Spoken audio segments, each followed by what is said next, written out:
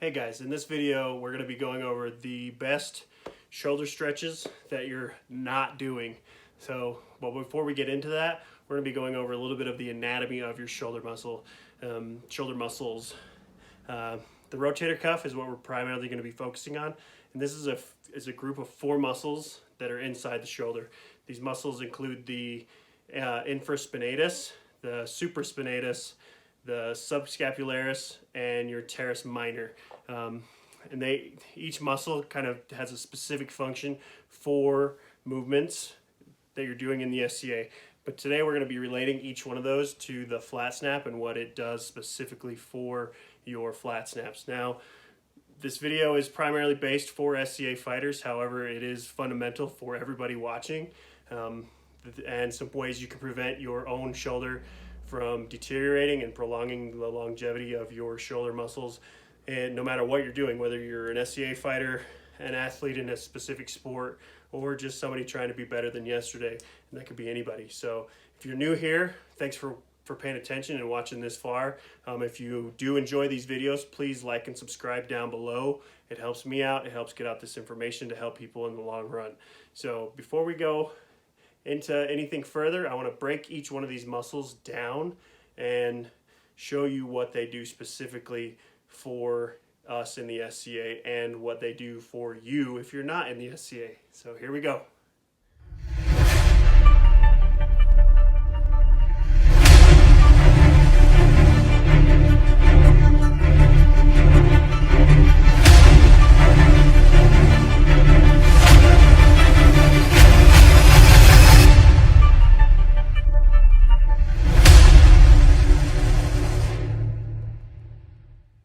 All right, so the 4 muscles of the rotator cuff, the first one that we're going to go into is the infraspinatus muscle, and it serves to externally or laterally rotate the shoulder muscle, or at the shoulder.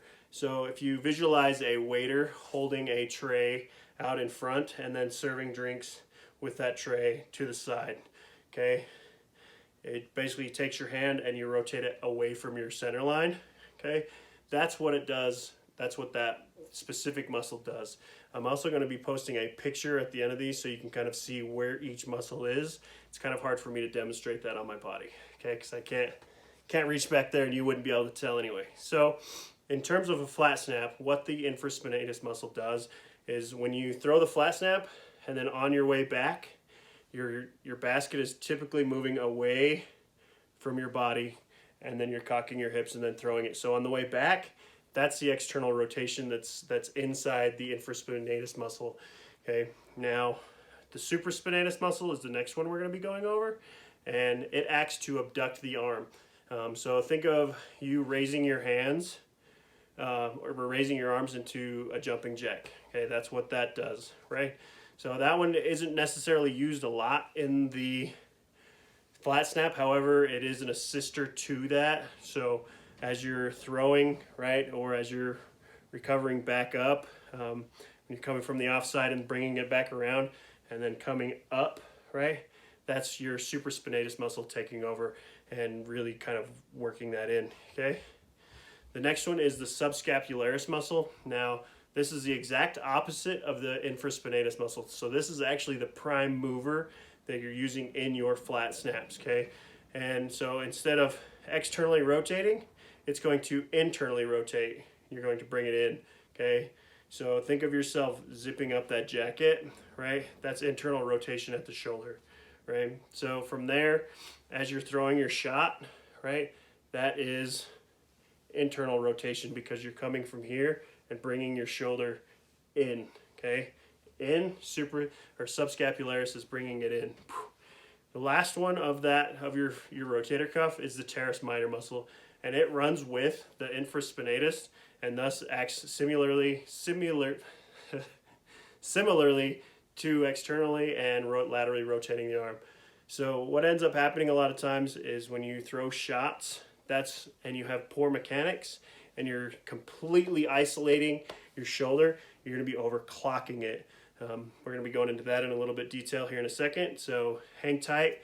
And again, if you're enjoying the video so far, please hit that like button and subscribe button down below. I'd appreciate it. Thank you. So the best offense is a good defense, and to be better at both of them, we need to have knowledge on why injuries are so common in our sport. Injuries happen specifically for us as SCA fighters and as people because of repetition, especially repetition that's above your head. So if you work in some sort of industry that you're constantly working above your head, or you're working in a high impact environment, which we do a lot of, especially in the SCA. High impact, especially because we're constantly throwing shots and we're hitting people at a high impact, high speed environment. Now, if you do something outside the SCA, such as if you're a mechanic or a painter or somebody that holds their tools over their head a lot, you're also going to be more prone for those shoulder injuries because of poor technique and repetition. What those do is it puts excessive wear and tear on your tendons, and especially it puts a lot of stress on them too, obviously. So what your tendon is it really connects the muscle to the bone, and it's what causes your bone to move, right? It's the connection that keeps that solid. So if you put a lot of excess wear and tear and stress on that, it leads to what's called tendonitis in one or multiple muscles of your rotator cuff, right? And the best way to describe it is a dull, achy pain that's deep inside the muscle tissue. It's pretty much just inflammation of your tendon, and you're going to have a lot of pain in there, and you're going to have a lot of poor movement. Excuse me. Luckily, most cases of tendonitis you can recover with physical therapy exercises that improve flexibility and strength of the shoulder musculature. Acute one-time injuries can also happen quite often if you slip and fall and land on your shoulder, or you throw a flat snap wrong and it hurts a lot. Those things can lead to intense and direct trauma to your shoulder muscle. So we're going to be going into a little bit of the symptoms of a rotator cuff injury to make sure that you know that this video is for you. And I'm not saying it can fix you, but I know that this can help prevent things from happening to you.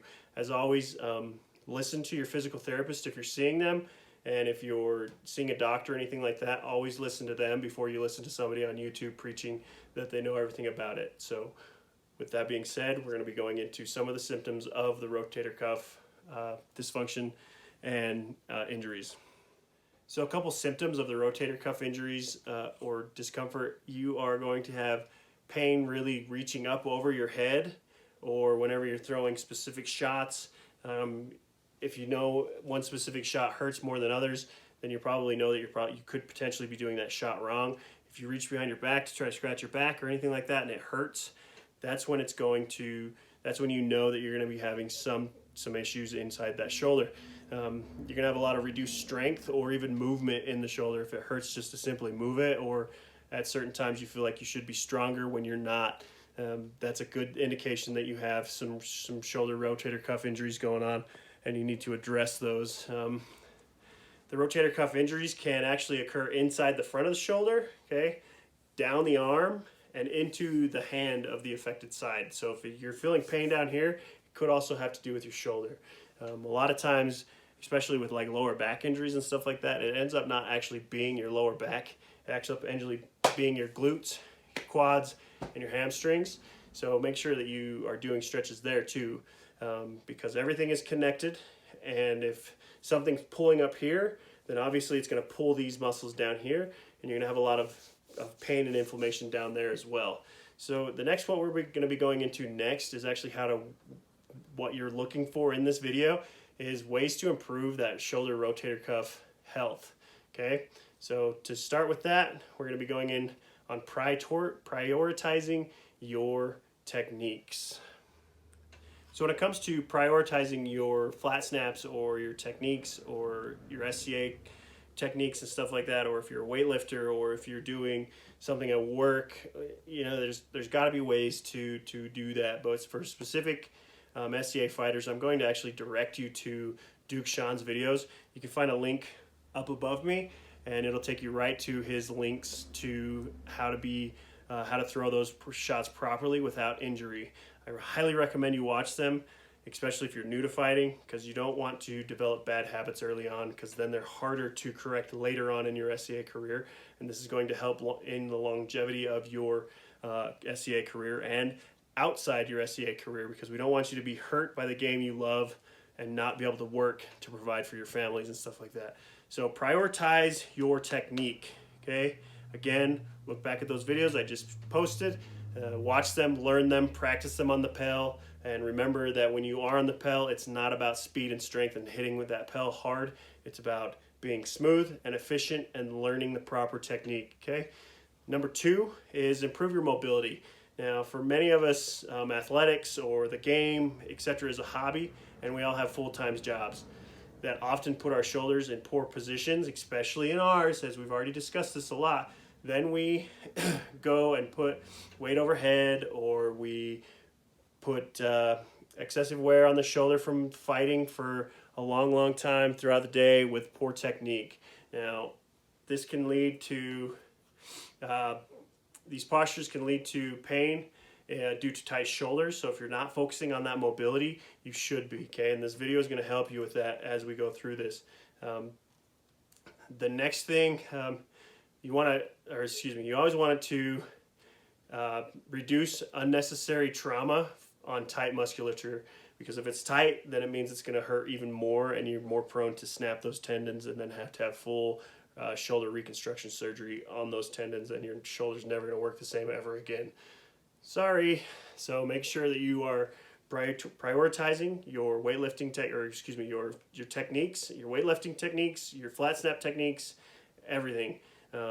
If you're at work, find a better way to do stuff overhead. Prioritize everything, your movements, and figure new ways to do them if you're having a lot of shoulder pain.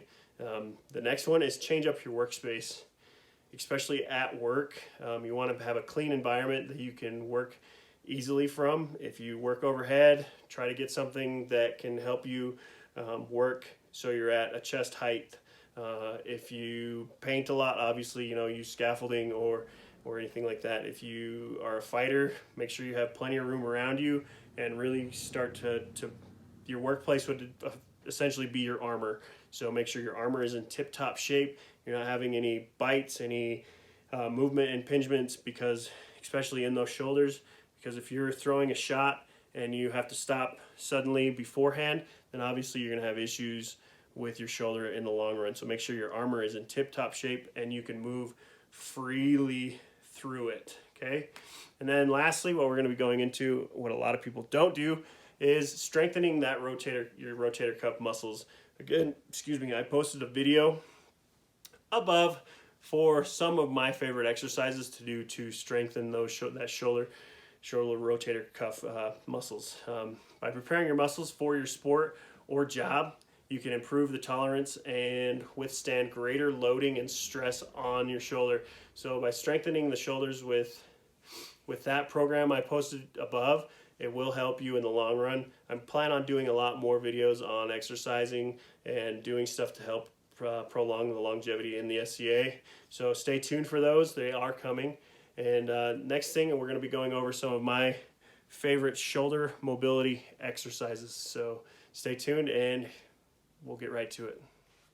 All right, guys, we are back, and we're going to be going over my couple of my favorite stretches to do for activating or stretching out my lats. The first one is going to be a banded lat stretch, and pretty much what you're going to do is you're going to put your hand in, hopefully you have an elastic band or something at your house or something similar.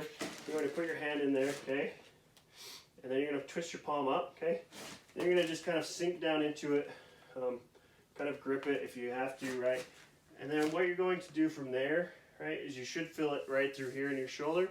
You're going to give a couple 5 nice and slow lats. You're going to pull your lat into your hips essentially, just to kind of activate that and get it going. Okay, 4, 5. Okay, and then you're just going to sink down into it. Okay, nice and easy for a good 30 seconds or so. Make sure your palm is face up. Palm is going up the best you can. You should really feel it through here. Right? If you need to, you can twist your hips into it, get a little deeper. I'm not going to go too far into it because I don't want to go off camera, but that is an ideal stretch to hit that rotator cuff. Now, make sure that you feel this and you relax into it. Take deep, solid breaths. I would highly recommend doing these before you fight, and then again after you fight, just to make sure that once your muscles are tight after you're fighting, you want to stretch them out to get them back into the proper placement that they were before.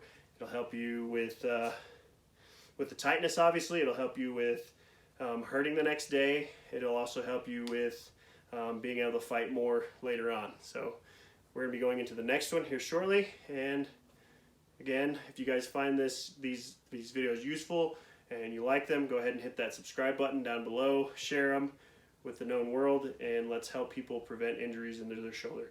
Here we go. We're going to go to the next one. Alrighty, so this next one is called the Tabletop Stretch. I'm not very good at this one, so bear with me. Points to your performance is you're going to point your fingertips away from your body. Should have cleared out my workspace a little bit better. From there, you're going to push through your heels to lift your hips up. Okay? Keep your core nice and tight. You will fill this down into your bicep, into the front of your shoulders. As you can see, I'm shaking a little bit. Take deep breaths. And again, hold for about 30 seconds or so. Relax that head a little bit. Find your comfort zone. Oh, it hurts so good. Again, 30 seconds, no more than that, and then kind of slowly come down and release those arms nice and easy. Okay, so that's number 2, and here we go. We're going to go into number 3.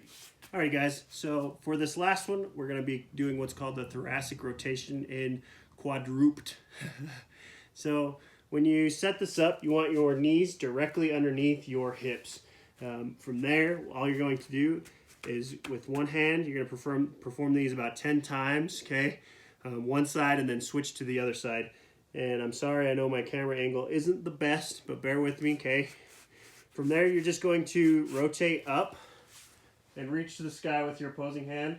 Really feel that stretch inside there. Get your thoracic spine moving. Hold up at the top for about 2 seconds. And then come down, thread the needle through the arm, sink down into it. Rotate into it. Take 2 or 3 seconds. 1, 2, 3. Okay. And then rotate back up again. Really feel that stretch. Again, trying to rotate a little bit further each time. 1, 2, back down. Nice and slow and controlled. Sink down into it. 1, 2, and then right back up again. Reaching a little bit further. 1, 2, and then coming back down. Perform each side about 1 to 2 times, or excuse me, about 10 times for 1 to 2 seconds at the end of each phase of the movement. As always, I hope you guys enjoyed this video, and if you need further information on anything, reach out, talk to me, and let's help you guys prevent shoulder injuries and prolong your longevity in the SCA. Thanks, guys.